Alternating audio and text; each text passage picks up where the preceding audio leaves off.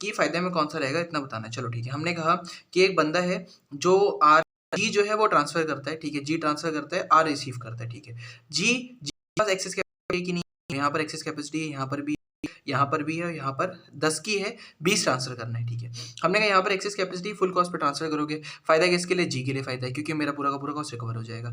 Access capacity market price पे transfer करेंगे, कोई दिक्कत नहीं, मेरे लिए फायदा है। एक्सेस कैपेसिटी मार्जिनल कॉस्ट पे ट्रांसफर करोगे ना, मार्जिन पे करोगे, फिक्स कॉस्ट कवर नहीं हो पाएगी, आर सामने वाले के लिए फायदा है, उसको सस्ते पे मिलेगा।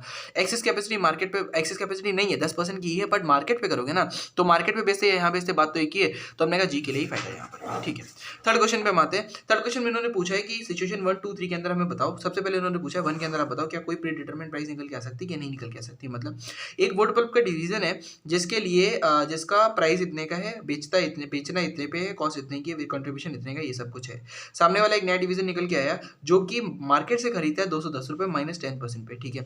210 -10% अगर आप निकालोगे तो वो मार्केट से खरीदता है 189 का। अच्छा, तो हमने कहा मिनिमम ट्रांसफर प्राइस मेरे पास कितने निकल गए कि हम ट्रांसफर, इस डिवीजन की बात करेंगे, इसकी वुड पल्प की। वुड पल्प का वेरिएबल कॉस्ट कितने का, 126 रुपये का। कंट्रीब्यूशन कितने का लूज हो रहा है, 84 रुपये का। तो variable cost plus contribution loss यानी कि 210 रुपये वो बेचने के लिए अग्री करेगा, इससे कम पे वो नहीं बेचेगा। मैक्सिमम सामने वाला कितना पे करने के लिए तैयार है, या फिर मार्जिनल रेवेन्यू दे दो उसको, या फिर बाहर से कितने खरीदता है, बाहर से वो खरीदता है 10 -10% यानी कि 189 का वो बाहर से खरीदता है। तो हमने कहा ऐसा कोई सिचुएशन बिल्डअप ही नहीं हो सकती जहां पर कोई ऐसा ट्रीटमेंट निकल के आएगा।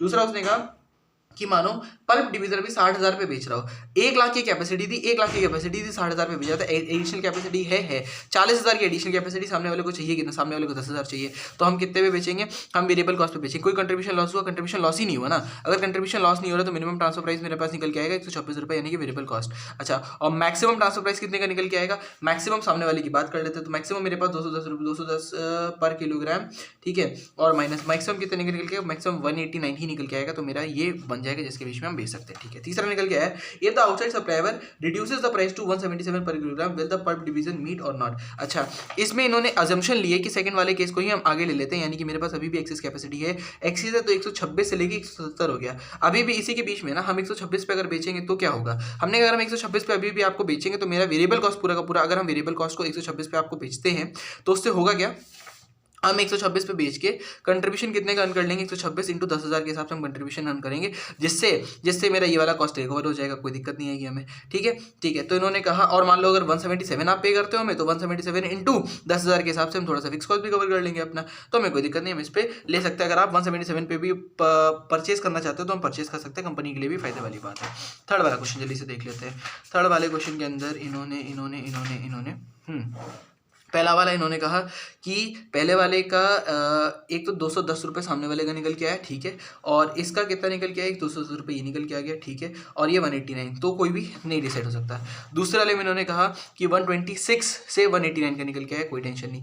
तीसरे वाले में इन्होंने कहा कि 126 का है, तो हमारे पास 51 रुपये का फायदा ही फायदा है, ठीक है, कोई टेंशन नहीं। चलो चौथे वाला क्वेश्चन बड़ा क्वेश्चन लग रहा है, बट क्वेश्चन ये कह रहा है कि भैया ये वाला जो यूनिट है ना, ये 2 यूनिट्स ऑफ दिस यूज़ करता है, ठीक है, ये वाला unit 2 units of this use करता है, और इन्होंने दे भी रखा है कि 100 रुपये हम इसका यूज़ करते हैं कंपोनेंट एक्स का। अच्छा, ये कितने पे यहाँ ट्रांसफर होता है, ये 50 रुपये पे यहाँ ट्रांसफर होता है, ठीक है।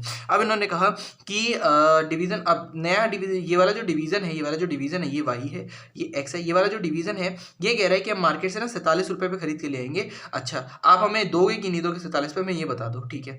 ये कह रहा है कि हम 50 पे ही आपको देंगे, 50 पे देता है, तो इसने कहा कि 50 पे इसको बेचते हो तो कोई भी सेलिंग एंड डिस्ट्रीब्यूशन कॉस्ट आपकी इनकर नहीं होती है, 4 रुपये की कोई कॉस्ट इनकर नहीं होती। ये ऊपर फैक्ट से जो इंपॉर्टेंट थे। चलो, calculate the present profit of each division and the company as a whole. अभी प्रेजेंट प्रॉफिट निकालो दोनों के दोनों डिवीजन का। अच्छा, कैसे निकालेंगे हम, हमने कहा कि एक्चुअल एक्सटर्नल डिमांड 3 लाख की थी, capacity of the plant 5 lakh की थी, ठीक है। अच्छा, इसकी डिमांड कितने की, 1,20,000, ये कितने, इसके कितने यूनिट यूज करता है, 2 यूनिट यूज करता है, तो ये कितने ले जाएगा, 240 तो इंटरनल चले जाएंगे मेरे, 240 मेरे इंटरनल चले जाएंगे, एक्सटर्नल हम बेचेंगे 260, ठीक है। दोनों में कोई फर्क होगा नहीं, 240 से 260 में कुछ भी कर लो कोई फर्क नहीं निकलने वाला, यानी कि 5 लाख पूरा मीट करोगे तो 5 लाख पे आप कंट्रीब्यूशन कितने का अर्न करोगे, 16 रुपये का कंट्रीब्यूशन पूरा अर्न करोगे, 80 लाख रुपये कमाओगे, 40 लाख रुपये की आपकी फिक्स कॉस्ट चली जाएगी, यानी कि 40 लाख रुपये आप यहाँ पर कमा पा रहे होगे। 40 लाख आपने यहाँ पर कमा लिया, 40 लाख यहाँ पर निकल के आ गया, ठीक है। सामने वाला डिवीजन में एज इट इज 38 रुपये कमाएगा, 38 रुपये कमाएगा किस पे, 1,20,000 पे, और 20 लाख रुपये माइनस कर देगा। तो 38 इंटू 1,20,000 और माइनस कितने कर देगा, 20 लाख रुपये माइनस कर देगा, तो उसके पास 25,26,000 निकल के आ गया। ये मेरे पास टोटल निकल के आ गया, कोई दिक्कत नहीं, ये भी सही है, ठीक है। इसलिए एनालाइज करो impact on total profit of the company of each division in the company as a whole. अगर वाई एक्सेप्ट कर लेता ऑफर नए सप्लायर का अगर ऑफर ले लेता तो क्या होगा, तो ये वाला बंदा है ना, ये वाला क्या करेगा, 3 लाख ही बेच पा रहा होगा, ये 2 लाख तो बेच ही नहीं पाएगा। अब 3 लाख जो एक्सटर्नल डिमांड है वही मीट करेगा। 3 लाख पे कितने कमाएगा, 3 लाख पे 16 कमाएगा, 5 लाख रुपए चले जाएंगे, और कितने चले जाएंगे, 40 लाख चले जाएंगे, उतना ये कमा पाएगा, यानी कि 8 लाख ये कमाएगा।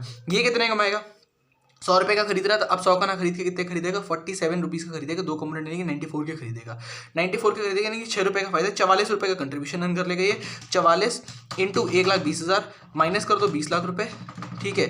तो मेरे पास कितने निकल के आ रहे हैं, करीब शायद 30 निकल के आएगा आपके पास, ये निकल के आ गया मेरे पास 32,80,000 रुपये इसने कमा लिया। टोटल कंपनी ने कितना कमा लिया, 40,80,000 रुपये कंपनी ने कमा लिया।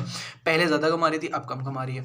इन्होंने कहा हमें बता दो कि discuss why the top management should intervene and advise suitable transfer price for involving transfer pricing conflict. Transfer pricing की कॉन्फ्लिक्ट के लिए अगर कभी भी सुटेबल ट्रांसफर प्राइस की बात हो तो हमने कहा क्या ट्रांसफर प्राइस बोले, बताओ ट्रांसफर प्राइस क्या बोले। ये बंदा किस पे कितने पे ट्रांसफर करे इसको, तो 12 रुपये का वेरिएबल कॉस्ट था, 16 रुपये का वेरिएबल कॉस्ट था, 2 रुपये का वेरिएबल कॉस्ट था, 6, 7, 8, 9, 10, 30 रुपये का वेरिएबल कॉस्ट है।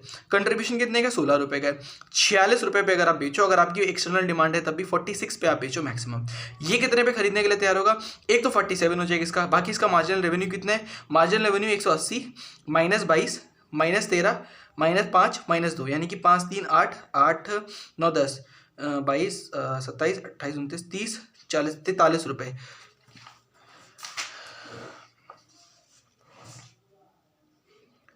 एक 180 माइनस 42 रुपये, 42 कैसे आए, एक सेकेंड, 13, 18, 19, 20, 42 रुपये ये निकल के 180 माइनस 42 कर दोगे आप, 180 माइनस 42, 180 माइनस 42 आएगा 138 रुपये पर यूनिट का। और 2 कंपोनेंट आप खरीदते हो तो 1 यूनिट के 69 रुपीज़ आप मैक्सिमम पे करने के लिए तैयार हो सामने वाले को, ठीक है, ठीक है। ये मैक्सिमम हो गया 16 और 47 विच एवर इज लोअर, 47 हम पे करने के लिए तैयार है। सामने वाला कितना है 46, तो 46 और 47 विच एवर इज इन दोनों के बीच का आपका ट्रांसफर प्राइस होगा जो तय हो जाना चाहिए इसके हिसाब से, ठीक है, ठीक है। अगले क्वेश्चन पे आते हैं। अगला क्वेश्चन हमारे पास है क्वेश्चन नंबर 5।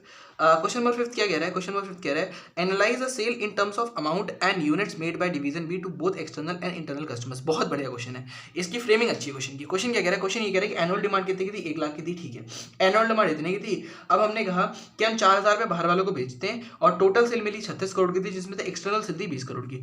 20 करोड़ की एक्सटर्नल सेल थी, 20 करोड़ की एक्सटर्नल